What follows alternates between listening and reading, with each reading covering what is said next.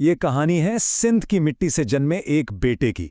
एक ऐसे बेटे की जिसकी मां के एक जुमले ने तारीख का धारा ही बदल दिया। लेकिन अजीब बात तो यह है कि आज उसी बेटे का नाम तारीख की किताबों से जैसे मिटा दिया गया है। ये किस्सा उस दौर का है जब ब्रितानी राज था और शिकारपुर के दिल में एक ऐसी कहानी जन्म ले रही थी जिसकी खुशबू आज भी हमारी धरती में जिंदा है। ये कहानी एक ऐसे बेटे की है जिसे शायद भुला दिया गया, लेकिन इसकी मिरास आज भी सांस लेती है।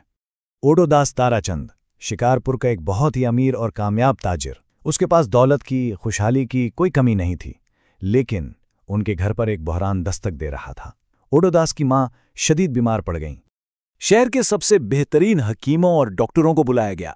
सब ने अपनी तरफ से पूरी कोशिश की, मगर बीमारी बढ़ती ही चली गई। आखिरकार सब ने हाथ खड़े कर दिए और अपना आखिरी फैसला सुना दिया। एक ऐसा फैसला जिसने इस आलीशान घर की सारी उम्मीदें तोड़कर रख दी।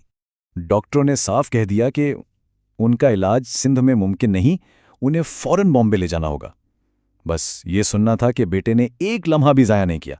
वो अपनी मां को लेकर फौरन बॉम्बे रवाना हो गया, जहां लंबे इलाज के बाद आखिरकार उनकी जान बचा ली गई। वापसी का सफर था, जिंदगी की उम्मीद लौट आई थी और मां अब बेटे के साथ थी। इसी सफर में दोनों के दरमियान एक ऐसी बात हुई जिसने सिर्फ उनकी नहीं बल्कि आने वाली नस्लों की तकदीर बदल दी। बेटे ने बड़ी मोहब्बत से अपनी मां से पूछा, अम्मा अब तबीयत कैसी है? ये एक सादा सा सवाल था, मगर इसका जो जवाब मिला वो तारीख बनने वाला था। मां ने ठहर कर जवाब दिया, बेटा मैं तो खुशनसीब हूं कि अल्लाह ने तुम्हें दौलत दी और तुम मुझे यहां तक ले आए। फिर एक खामोशी के बाद बोली, लेकिन उन माओं का क्या होता होगा जिनके पास तुम जैसा बेटा नहीं होता। ये सिर्फ अल्फाज नहीं थे, ये एक ऐसी चिंगारी थी जिसने खिदमत और इंसानियत के एक ऐसे इनकलाब को जन्म दिया जिसकी मिसाल मिलना मुश्किल है। मां का यह सवाल ओडोदास के दिल में एक तीर की तरह लगा। उस रात उसने एक फैसला किया, एक ऐसा फैसला जो अमीर लोग नहीं करते बल्कि अजीम लोग करते हैं। उसने फैसला किया कि वो अपनी दौलत से अपनी धरती का, अपनी मिट्टी का कर्ज चुकाएगा। उसने शिकारपुर में उस दौर का सबसे जदीद अस्पताल बनवाया।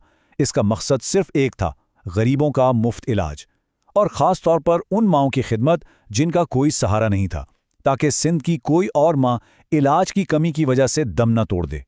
इफ्तिताह का दिन आया। उसने अपनी माँ को मेहमान खुसूसी के तौर पर बुलाया ताकि वो अपने हाथों से इस अस्पताल का आगाज़ करें। लेकिन अस्पताल के दरवाजे पर पहुंचकर माँ अचानक रुक गईं। उनकी नज़र संगे मरमर की उस तख्ती पर जमी हुई थी जिस पर उनके बेटे का नाम सुनहरे हरूफ में चमक रहा था। मां ने अपने बेटी की तरफ देखा और एक और सवाल किया, एक ऐसा सवाल जिसने सब कुछ बदल दिया। पूछा, क्या तुमने ये अस्पताल खिदमत के लिए बनाया है या अपने नाम के लिए? ये माँ की तरफ से दिया गया आखिरी सबक था, और शायद सबसे अहम सबक। ओडोदास ने एक लम्हा भी नहीं सोचा और फौरन हुक्म दिया कि इसका नाम दीवार से हटा दिया जाए। ये आजिज़ी का वो अमल था जो सिर्फ सच्चे खादिम ही कर सकते हैं। और फिर इसने वो किया जो किसी ने सोचा भी ना था। इसने अपना नाम अस्पताल के दरवाजे के फर्श पर लिखवा दिया, ताकि अंदर आने वाला हर शख्स, हर मरीज, हर दुखी इंसान उसके नाम पर कदम रखकर गुजरे, और ये बात हमेशा याद रहे कि खिदमत करने वाले का सर हमेशा झुका रहता है। ये थी असल इंसानियत, ये थी असल क़यादत, और ये था सिंध का वो सच्चा सपूत जिसकी कहानी हमें माजी से हाल की तरफ लाकर एक बहुत बड़े सवालिया निशान के साथ खड़ा कर देती है। एक वो दौर था जब खिदमत खुद से पहले थी, जब लोग नाम मिटाने में फ़ख्र महसूस करते थे, और एक आज का दौर है जहां खिदमत से पहले नाम की तख्ती लगाई जाती है। एक वक्त था जब नाम फर्श पर लिखे जाते थे, आज नामों के लिए शहर मिटा दिए जाते हैं। आज सिंध में हजारों अरबपति हैं, आलीशान महल हैं, मीलों तक फैले फार्म हाउसेज हैं, सब कुछ है, लेकिन वो अस्पताल कहाँ है, वो स्कूल कहाँ है, वो खिदमत कहाँ है जिसकी बुनियाद ओडोदास जैसे लोग रखकर गए थे। ओडोदास की कहानी हमें यही तो सिखाती है कि कौमें महलों और बंगलों से नहीं बनती, कौमें तो अस्पतालों, स्कूलों और खिदमत के बेलोस जज्बे से तामीर होती हैं।